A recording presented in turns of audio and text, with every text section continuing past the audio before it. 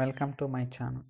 So మనం last వీడియోలో store procedure నుంచి వచ్చిన అవుట్పుట్ని టెంప్ టేబుల్లో స్టోర్ చేసిన వీడియో చూసాం కదా.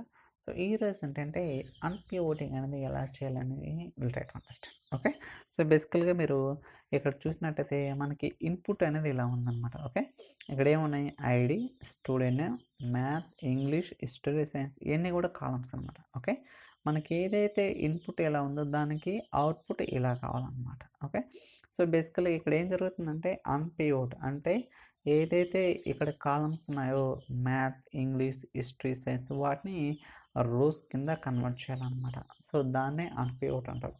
సో బేసికల్గా పివోట్ అంటే రోస్ని కాలమ్స్ కింద కన్వర్ట్ చేసేదాన్ని పివోట్ అంటారు. అన్పివోట్ అంటే కాలమ్స్ని రోస్ కింద కన్వర్ట్ చేసేదాన్ని సో అన్పివోట్ అంటారు అనమాట. నేను ఆల్రెడీ ఒక 2 వీడియోస్ పివోటింగ్ గురించి చెప్పాను అనమాట.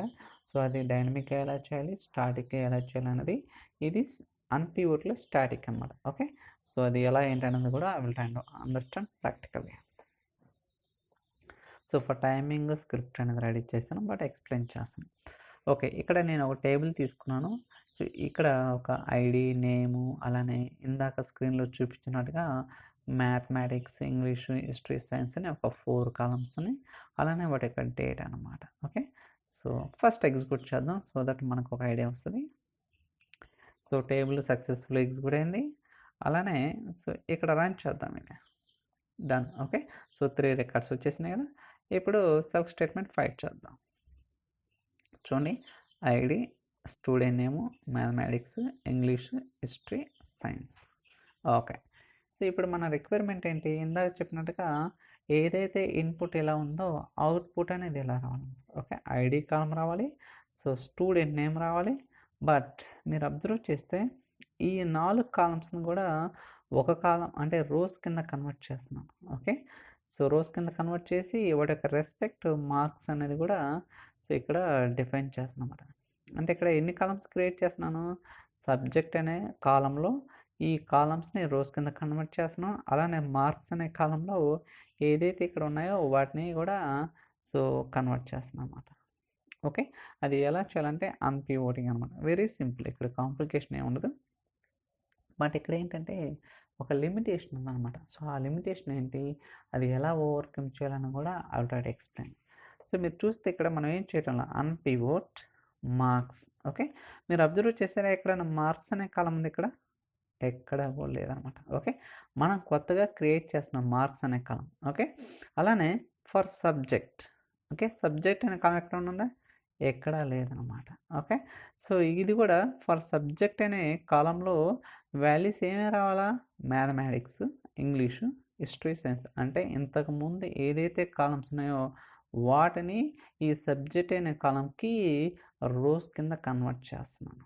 ఓకే, సో ఓకే, సో ఇలా మనం ఏంటంటే అన్పివోటింగ్ చేయొచ్చు అనమాట. ఓకే, ఏం simple, select column names from table name, unpivot and marks for subject in ఆ వాల్యూస్ని స్పెసిఫై చేయాలన్నమాట. దాని తర్వాత అలియాస్ నేమ్ ఇస్తే ఆటోమేటిక్గా మనకి అవుట్పుట్ అనేది వస్తుంది.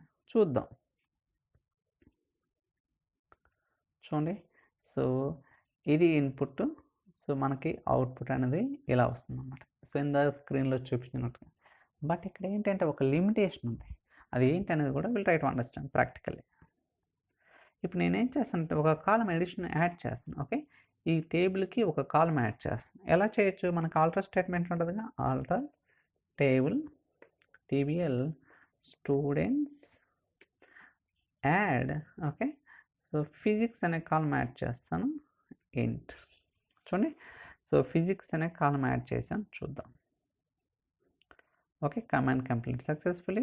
ఫస్ట్ టేబుల్ ఫైట్ చేద్దాం సో దట్ మనకి ఐడియా వస్తుంది కాలం క్రియేట్ అయిందో లేదా. చూడండి, ఫిజిక్స్ అనే కాలం క్రియేట్ అయింది, బట్ ఆఫ్ కోర్స్ మనకి డేటా ఏం లేదన్నమాట. ఇప్పుడు నేనేం చేస్తానంటే ఒక రికార్డ్ యాడ్ చేస్తాను ఇక్కడ. So let me add one more record. So ఇక్కడ వెంకటేశ్వర్లు అని ఇస్తాను, ఇట్స్ మై నేమ్. సో అలానే ఆ ఫిజిక్స్ అనే కాలం కూడా వాల్యూస్ అప్లై చేస్తాను. సో డిఫరెన్షియేషన్ చేద్దాం. ఓకే, ఎగ్జిక్యూట్ చేద్దాం. ఇది పునరాఫెక్టెడ్.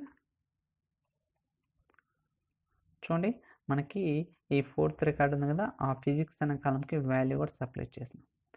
సో ఇప్పుడు నేను ఈ అన్పివోట్ స్టేట్మెంట్ ఎగ్జిక్యూట్ చేస్తే నాకు ఆ ఫిజిక్స్ అనే కాలం వస్తుందో రాదో will try to understand. Okay, బేసికల్గా ఫిజిక్స్ అనే కాలంకి వాల్యూస్ కూడా ఈ రికార్డులో ఉన్నాయన్నమాట. చూద్దాం వస్తుందో రాదో. సో చూడండి, ఎక్కడ కూడా మ్యాథమెటిక్స్, ఇంగ్లీష్, హిస్టరీ, సైన్స్ కానీ ఫిజిక్స్ అనే వాల్యూ లేదన్నమాట. ఎందుకు లేదంటే మీరు అబ్జర్వ్ చేస్తే క్వైరీలో సో మనం ఎలా రాసాం, హార్డ్ కోడ్ చేసాం. ఎక్కడ కూడా డైనమిక్గా ఎక్కడ రాయలేదు. జస్ట్ ఏంటంటే ఇంతకుముందు ఏదైతే కాలమ్స్ ఉన్నాయో అన్నీ కూడా స్పెసిఫై చేశాను. సో మీకు ఇప్పుడు వాల్యూ రావాలంటే సింపుల్గా ఏం చేయాలంటే ఈ కాలం స్పెసిఫై చేయాలి, దాట్స్ ఇట్. చూడండి, let's execute one more time. ఇప్పుడు చూద్దాం అవుట్పుట్ వస్తుందో రావటం. చూడండి, ఇప్పుడు అవుట్పుట్ అనేది ప్రాపర్గా వస్తుంది.